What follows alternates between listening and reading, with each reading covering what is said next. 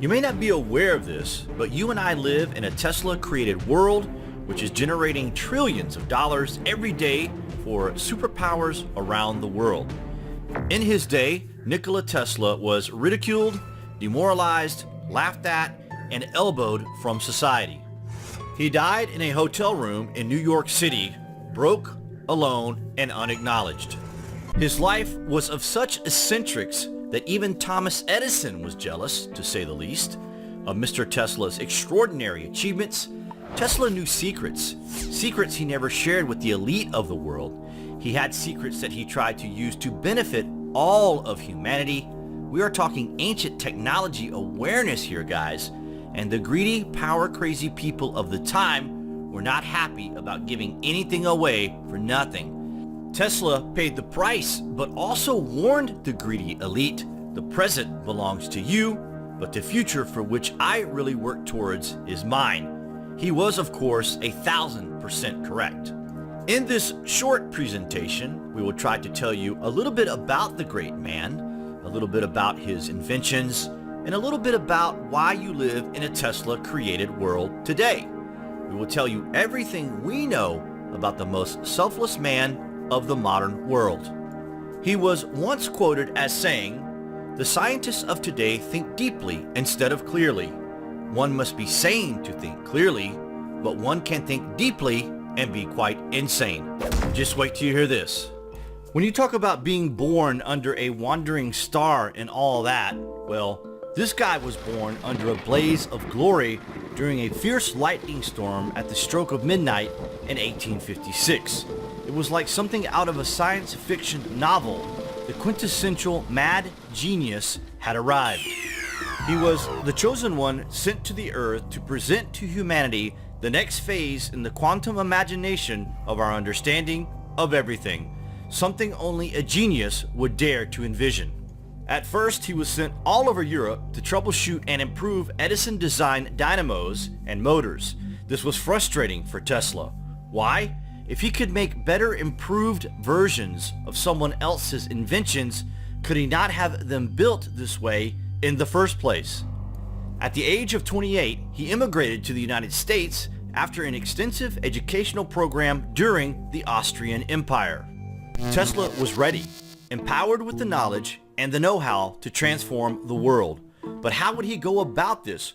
Where would the funding come? His first instinct upon arriving in the US was to become a worker at Edison Machine Works. Tesla was a huge admirer of Thomas Edison, but he knew Edison's ideas were flawed. Nonetheless, Edison was not for changing his mind when Tesla tried to show his idol where he could make changes, and therefore, Nikola Tesla struck out on his own. Tesla began accumulating the information needed to patent his improved version of Edison's arc lightning system, something he tried to tell Thomas Edison how to correct. In March 1885, he met with patent attorney Lemuel Sorel, the same attorney used by Edison, to obtain help with submitting the patents.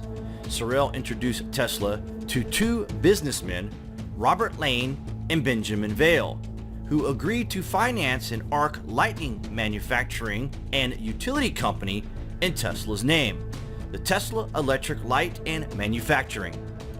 Once Tesla had the company up and running, the two businessmen abandoned the great inventor, changed the company's name, and left the man with no money. This was only the first in a succession of betrayals, but by this time, Tesla had already came up with ideas for alternating current motors and wireless energy. Going forward, he was now more wary of the scavengers, but had little choice to look for some sort of funding to produce his magnificent ideas. During this period, Tesla was reduced to working various electrical repair jobs for $1 per day. He recalls in his notes, "My high education in various branches of science, mechanics, and literature seemed to me like a mockery during 1886. This was a trying time for a man who had the ideas in his head that could transform the world, yet he seemed to be going nowhere. No one was buying into his ideology. In late 1886, Tesla set up a meet with Alfred S. Brown, a Western Union superintendent, and New York attorney Charles F. Peck.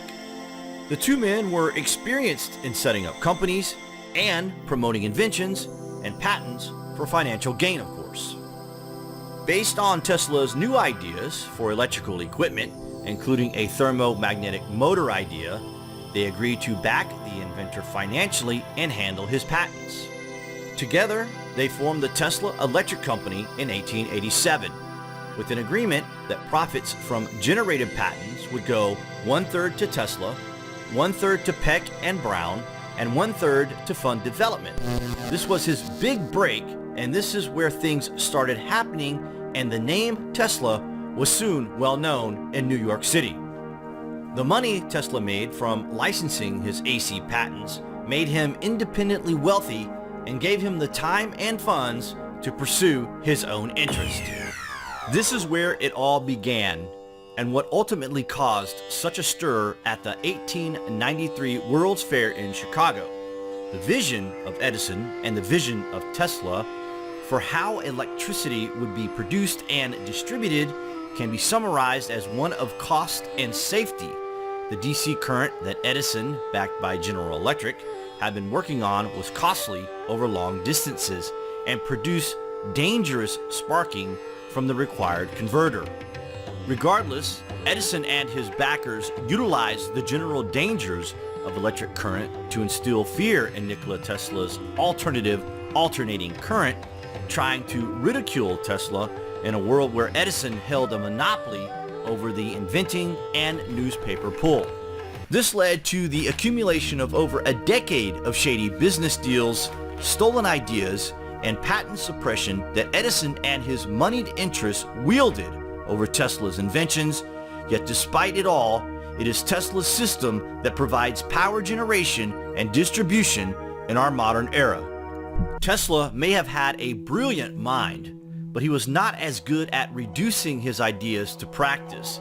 Tesla described to his funder and business partner, J.P. Morgan, a new means of instant communication that involved gathering stock quotes and telegram messages, funneling them to his laboratory where he would encode them and assign them each a new frequency. That frequency would be broadcast to a device that would fit in your hand. In other words, Tesla had envisioned the smartphone and wireless internet over 100 years before the ideas were fully put to practice. Does that not just blow your mind, or what? He also conceived of, but never developed, technology for radar, X-rays, a particle beam death ray, and radio astronomy. Tesla invented many wondrous things, including the laser, robotics, remote control, radio, and light. But his big idea for free wireless energy and a global communication network, the internet, was where he was halted in his tracks. This is inextricably linked, as they were the last straw for the power elite. What good is energy if it can't be metered and controlled? Free? Never. J.P. Morgan backed Nikola Tesla with $150,000 to build a tower that would use the natural frequencies of our universe to transmit data, including a wide range of information communicated through images, voice messages, and text. This represented the world's first wireless communications, but it also meant that aside from the cost of the tower itself, the universe was filled with free energy that could be utilized to form a worldwide web connecting all people in all places, as well as allow people to harness the free energy around them. Essentially, the zeros and ones of the universe are embedded in the fabric of existence for each of us to access as needed. Nikola Tesla was dedicated to empowering the individual to receive and transmit this data virtually free of charge. Nikola Tesla had perhaps thousands of other ideas and inventions that remain unreleased. A look at his hundreds of patents shows a glimpse of the scope he intended to offer. If you feel that the additional technical and scientific research of Nikola Tesla should be revealed for public scrutiny and discussion instead of suppressed by big industry and even our supposed institutions of higher education, Join the world's call to tell power brokers everywhere that we are ready to occupy energy and learn about what our universe really has to offer. The release of Nikola Tesla's technical and scientific research, specifically his research into harnessing electricity from the ionosphere at a facility called Wardenclyffe, is a necessary step toward true freedom of information. When he died at the New Yorker in New York City, broke, alone, and frustrated, the FBI seized all of Tesla's documents. The information was stolen and his envisioned ideas were released to the public at various intervals during the past 70 years. Tesla never being mentioned or credited for any of these world-changing ideas, and all done for massive financial gain and control. Many people are only vaguely aware of Tesla's inventions and scientific discoveries. We learned that because the FBI considered him a threat, information about him in mainstream USA was suppressed. This is evidenced by the school system leaving him out of its history books. Part of Nikola Tesla's vision comes from a vivid childhood. In his memoirs, he writes, "The memories of my youth and even of earliest childhood are very vivid, and it seems to me that my character began to develop a little sooner than is the case with most people. As a very small boy, I was weak and vacillating, and made many childish resolves, only to break them. But when I was 8 years old, I read The Son of Abba, a Siberian translation of a Hungarian writer, Josika, whose lessons are similar to those of Lew Wallace and Ben-Hur. This book awakened my willpower. I began to practice self-control, subdued many of my wishes, and resolved to keep every promise I ever made, whether to myself or to anyone else. The members of my family were not long in learning that if I promised a thing, then I would do it." One of the more controversial topics involving Nikola Tesla is what became of many of his technical and scientific papers after he died in 1943. Just before his death at the height of World War II, he claimed that he had perfected his so-called death beam, so the FBI and other U.S. government agencies would be interested in any scientific ideas involving weaponry. Some were concerned that Tesla's papers might fall into the hands of the Axis powers or the Soviets. The morning after the inventor's death, his nephew, Sava Kosanovic, hurried to his uncle's room at the Hotel New Yorker.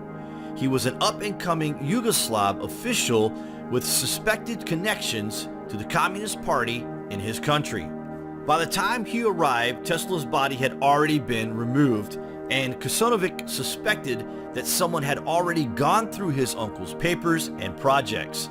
Technical papers were missing, as well as a black notebook he knew Tesla kept, a notebook with several hundred pages, some of which were marked government and top secret. Of course, we will always ponder the true extent of Nikola Tesla's discoveries and inventions. Many of his ideas, we conclude, could have been taken to the grave with him. The master of lightning, though mostly remembered for the Tesla coil and the alternating current, was of a different understanding, a higher level of thinking than anyone on Earth before or after him. His ideas are slowly being realized. We can only hope that the greatest genius will be given the credit he deserves as history prevails, and a technologically advanced world that the great man envisioned in his imagination becomes recognized as a Tesla-created world. One thing the great man was obsessed with was strange radio signals that he kept detecting in 1899. Tesla recalls in an article he wrote, "I can never forget the first sensation I experienced when it dawned upon me that I had observed something possibly of incalculable consequences to mankind. I felt as though I were present at the birth of a new knowledge or the revelation of a great truth. Even now, at times, I can vividly recall the incident and see my apparatus as though it were actually before me. My first observations positively terrified me, as there was present in them something mysterious, not to say supernatural, and I was alone in my laboratory at night. But at that time, the idea of these disturbances being intelligently controlled signals did not yet present itself to me. The changes I noted were taking place periodically, and with such a clear suggestion of number and order that they were not traceable to any cause then known to me. I was familiar, of course, with such electrical disturbances as are produced by the sun, aurora borealis, and earth currents, and I was sure as I could be of any fact that these variations were due to none of these causes. The nature of my experiments precluded the possibility of the changes being produced by atmospheric disturbances, as has been rashly asserted by some. It was some time afterward when the thought flashed upon my mind that the disturbances I had observed might be due to an intelligent control. Although I could not decipher their meaning, it was impossible for me to think of them as having been entirely accidental. The feeling is constantly growing on me that I had been the first to hear the greeting of one planet to another. I was not merely beholding a vision, but had caught sight of a great and profound truth. It is thought Tesla was either detecting the Black Knight satellite or a distress call from deep space. During the 1930s, ham radio operators began listening into these signals. In 1936, it was concluded after a decipher that the message was plotting the route to a star chart in the constellation Bootes. And it is thought through the movement of the stars and taking into account the speed of light and distance to Bootes that this message could be over 13,000 years old. What are your thoughts on the late great inventor? We hope you enjoyed our presentation. Please thumbs up and share. Thanks for watching, guys.